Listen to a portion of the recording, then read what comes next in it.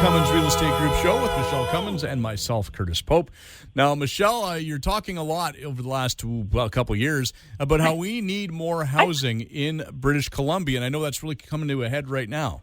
Yes, and for a second there, I thought you were going to say, Michele, you sure talk a lot.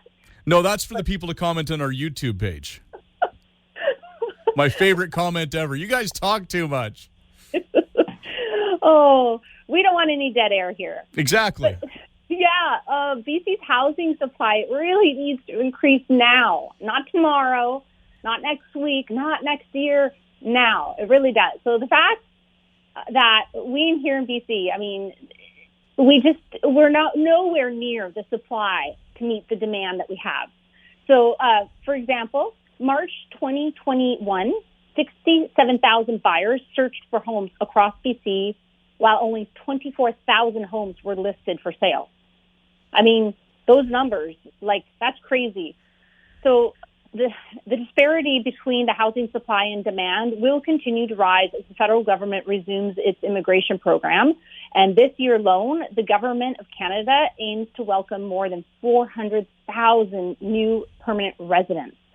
70,000 to 80,000 are expected to settle in BC. The province already has domestic demand that it can't meet. BC is already home to four of Canada's fastest growing cities. That is Kelowna, which I call the Palm Springs of Canada, Chilliwack, believe it or not, Chilliwack, Kamloops, and Nanaimo. So BCREA's research shows that these cities have a $1 million benchmark for a single-family home or townhome. As the demand for housing grows while supply continues to lag behind, the pressure on potential homebuyers will only worsen. Moreover, British Columbians, whether they're homebuyers or renters, they need options in housing types. Building out middle housing such as duplexes, triplexes, fourplexes, laneway, and secondary suites can create a much-needed diversity in the housing stock. The diversification and densification of housing are essential in cities and transit-accessible population hubs. When there's such a mismatch between supply and demand, it's no wonder that multiple offer scenarios and even subject-free offers are just the norm. So BC Realtors support more transparency. So this whole episode, we're talking about government policies and how BC Realtors are moving forward with suggestions to the government to help for real estate rights and policies. So that's why the Professional Association for BC's 24,000 realtors, the BC Real Estate Association, which we call BCREA, has submitted a white paper, A Better Way Home, Protecting Consumers in Real Estate Transactions, to the BC government, with more than 30 recommendations, as mentioned in the first segment, to improve the BC real estate sector and better protect consumers. And on our show, we talked about the first one, the first segment. This is a second one that I wanted to bring forward because it is so important. In our recommendations, we urge the provincial government to make infrastructure investments to local governments conditional on official community plans, housing needs reports, zoning bylaws, and other local policies to allow for increased density and a mix of housing types. So put simply, to speed up and increase housing diversity and starts.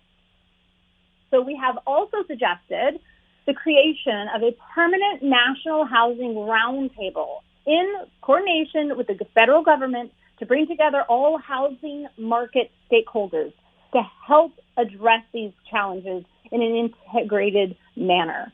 So our other recommendations include making property disclosure statements mandatory, making all strata documents available upon listing, and giving buyers more insight into multiple offer scenarios.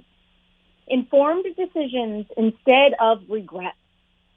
The mismatch between potential home buyers and available properties means that there are a whole lot of frustrated British Columbians who have been unsuccessful in their home buying journey so far. According to a survey of unsuccessful home buyers in BC since January 2021, By far, the most common reason for an unsuccessful purchase was competition from other potential buyers. That was 49%, followed by inadequate financing, which was 31%. Similarly, among concerns expressed by successful home buyers, the largest was pressure to make an offer uncomfortably above the list price to be competitive. I'm surprised that's 22% because it seems like it's 99.9% to me. But that's what the survey says, 22%. With fierce competition between buyers, subject-free offers and risky financial decisions are being made without proper due diligence. Often, buyers prepare an offer 48 hours after showing, and it's done without an appraisal, inspection, or sometimes even without reviewing strata documents. Like so many stories that I have heard, making subject-free offers, and that's why our first segment talked about the pre-period where sellers can hold off or should hold off at least minimum 5 days before looking at offers to give buyers a chance to be able to have an opportunity and do their due diligence.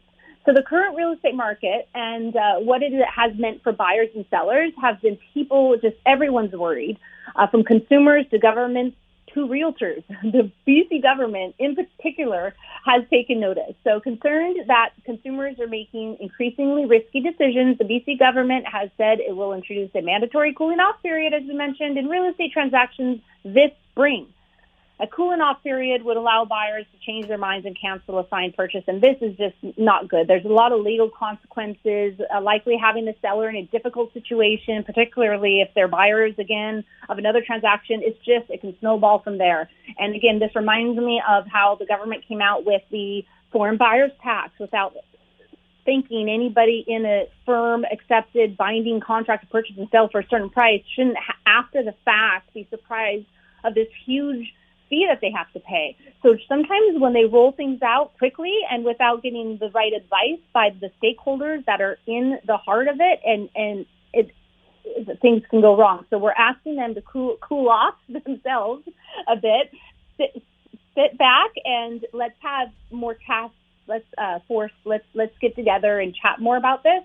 And before that happens. So we want that pre-offer period. At least we find that would be a better suggestion. But also, who knows how long this type of multiple offer situation is going to last. Everything's for a time. And do we really think that this is going to last forever and ever and we're always going to see multiple offers?